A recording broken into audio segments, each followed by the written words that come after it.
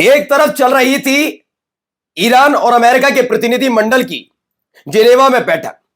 उस बैठक का नतीजा क्या रहा वो तो दिखाऊंगा, लेकिन इसी बीच ईरान ने अमेरिका का एक सबसे पावरफुल ड्रोन मार गिराया।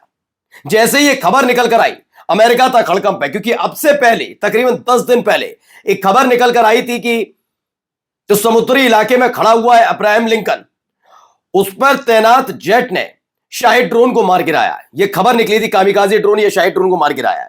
इसके बाद यह सबसे बड़ा और ताकतवर अमेरिका का ड्रोन माना जाता है। इस ड्रोन के जैसे ही पर खच्चे उड़े, हड़कंप सबसे पहले युद्धपोत पर मचाए। क्यों, मैं दिखाऊंगा आपको। क्या फैसला रहा, क्या चौथे दौर की बैठक होगी, वो भी देखिएगा। और इजराइल की एक हरकत ने युद्ध भड़का दिया है। जी हां, हिजबुल्लाह के इलाकों पर जो एरिया है वहां पर जो धमाके किए गए, उसके बाद अब इजराइल पर एक बहुत बड़े हमले की धमकी दे दी गई और अब इजराइल को खाली किया जा रहा है। नमस्कार, मैं हूं प्राज्वल गौतम और आप देख रहे हैं खबर चौक। सबसे पहले इस तस्वीर को जरा गौर से देखिएगा।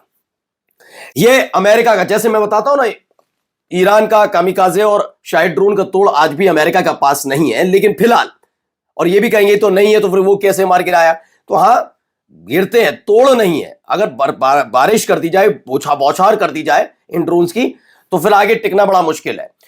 अब इनमें से ऐसे ही अमेरिका का ये ड्रोन है। और खबर क्या है, हॉर्मूज जल डमरूमती यानी स्ट्रेट ऑफ हॉर्मूज में अमेरिकी MQ-4 ड्रोन दुर्घटना। ये MQ-4 ड्रोन जो है, ये पहले भी हूती लड़ाके मार गिरा चुके हैं और अब ईरान ने यह हमला करके इसे मार गिराया। ईरान ने स्ट्रेट ऑफ हॉर्मूज के ऊपर इलेक्ट्रॉनिक युद्ध प्रणाली का इस्तेमाल करके एक अमेरिकी MQ-4C ट्राइटन ड्रोन को निष्क्रिय कर दिया, यानी मार गिराया, जिससे विमान नियंत्रण से बाहर हो गया। संकटकालीन संकेत मिलने के बाद अमेरिकी मरीन कॉर्प्स ने MQ-4 ड्रोन को खो दिया।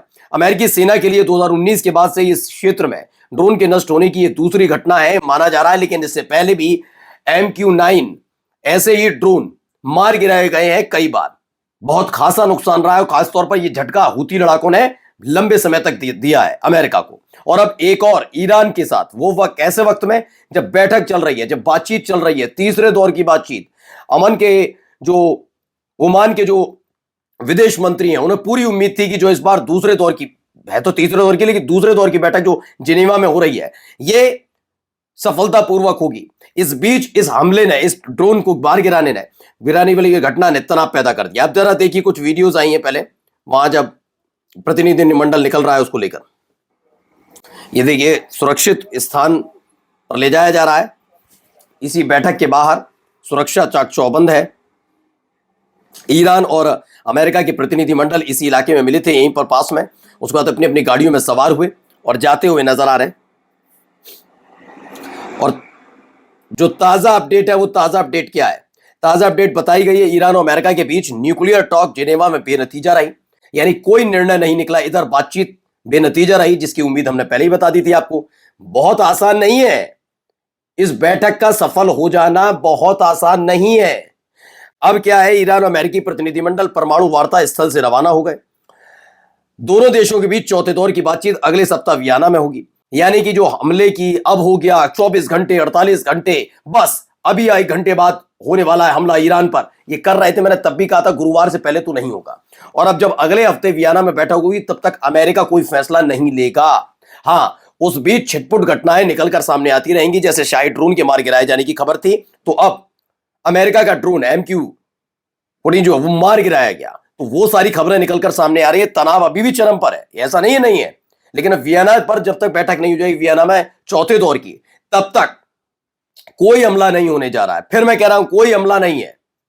हम जबरदस्ती अपनी तरफ से बड़ा चाहकर बताएं कि नहीं अभी हमला हो रहा है, बस आप इस वीडियो को जैसे ही पॉज करेंगे उधर हमला हो। ये फिजूल की बातें नहीं करने के लिए बैठे।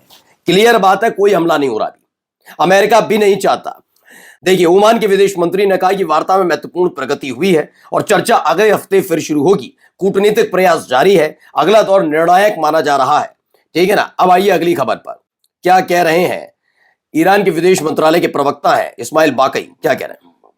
مسئله هسته‌ای نمیتونیم صحبت بکنیم مگر اینکه حتما در مورد حق مردم ایران برای بهره برداری صلح‌آمیز از انرژی هسته‌ای صحبت بکنیم و این بخش لاینفک هر گفتگو و تعاملی در این خصوص خواهد بود. در رابطه با بحث تحریم ها خب خیلی روشن هست مردم ما بسیار آسیب دیدن به خاطر این تحریم‌های ظالمانه و هر تفاهمی هر توافقی حتما باید بخش तो ईरान के विदेश मंत्रालय के प्रवक्ता है इस्माइल बकई, उनका बयान आया, उन्होंने कहा कि बातचीत का टॉपिक सिर्फ न्यूक्लियर मुद्दे के बारे में है और न्यूक्लियर मुद्दे का मुद्दा यानी आधार जो है वो साफ है. किसी भी समझौते में ईरान पर लगे प्रतिबंध हटाने की बात शामिल होना अनिवार्य है. कोई भी बातचीत करेंगे, कोई भी सौदा करेंगे, कोई भी डील करेंगे तो उसमें सबसे महत्वपूर्ण यह है कि हम पे जो प्रतिबंध लगाए गए इन्हें हटाइए, तभी तो दोस्ती मानी जाएगी, तभी तो माना जाएगा कि आप उधर प्रतिबंध लगाते रहें, इधर नए नए प्रतिबंधों के नाम पर, समझौते के नाम पर नए नए प्रतिबंध लगाने की तैयारी करते रहे, तो वो सब नहीं चलने वाला, ये स्पष्ट कर दिया गया है. अब आइए अगली खबर आपको दिखाता हूं यहां से क्या हुआ है. इजराइल ने एक और गलती कर दी है, खामियाजा बदल भुगतना ना पड़ जाए. तो वीडियो देखिए.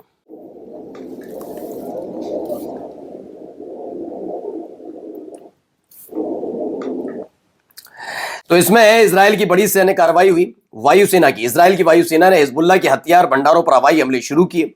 यह ऐसे वक्त में हुआ है जब हिजबुल्लाह को लेकर मूवमेंट की खबरें निकलकर सामने आ रही थी.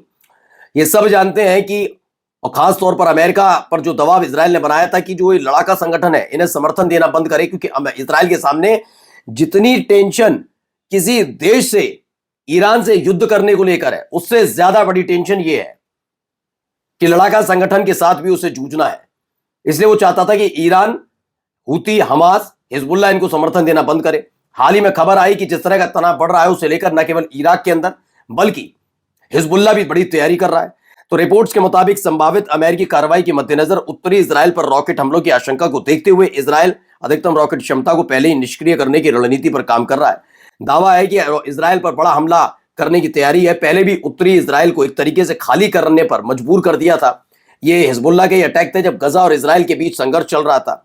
अब यहीं पर खबर निकल कर आई, खुद यूएस एम्बेसी जो यरूशलेम में है, यानी इजराइल के अंदर अमेरिका का जो दूतावास है, उसने अमेरिकी नागरिकों के लिए एक महत्वपूर्ण सूचना जारी की है. क्या है? यूएस स्टेट डिपार्टमेंट ने सेफ्टी रिस्क की वजह से नॉन इमरजेंसी सरकारी कर्मचारियों और सरकारी परिवार के सदस्यों को इजराइल से निकाला है. वहां से धीरे धीरे पहले अपने बेस खाली किए. मैंने कहा ना, अमेरिका का एकमात्र उद्देश्य रहता है, चाहे राष्ट्रपति बदले, चेहरा बदले, कुछ हो जाए, वहां है कि उनके सैनिक और उनके नागरिकों को कोई नुकसान ना पहुंचे, बाकी दुनिया जाए भाड़ में. ये अमेरिका की नीति है. सही कहते हैं अमेरिका फर्स्ट. अमेरिका फर्स्ट ही रहता है उस आदमी के लिए और अमेरिका के लिए, बाकी कोई लेना देना नहीं. इराक में मारे जाए, इजराइल में मारे जाए, गजा में मारे जाए, ईरान में मारे जाए, रूस में मारे जाए, यूक्रेन में मारे, कहीं मर जाए कोई, उसे अमेरिका की चिंता है. इसलिए अपने उसने बेस खाली कराए, कतर और बहरीन वाले, और अब देखिए इजराइल खाली करा रहा है. और इसी के साथ साथ ये देखिए भारी तादाद में अब आर्मी के प्लेन्स भेजे जा रहे हैं. इजराइल में अमेरिकी सैन्य गतिविधियां तेज हैं.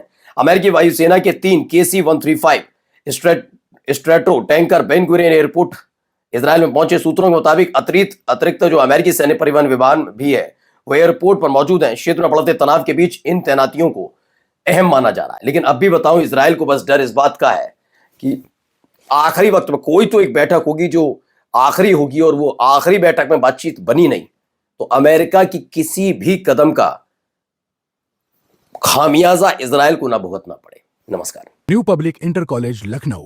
Admission open. For more information, call 0522 282232 or 7755 089585.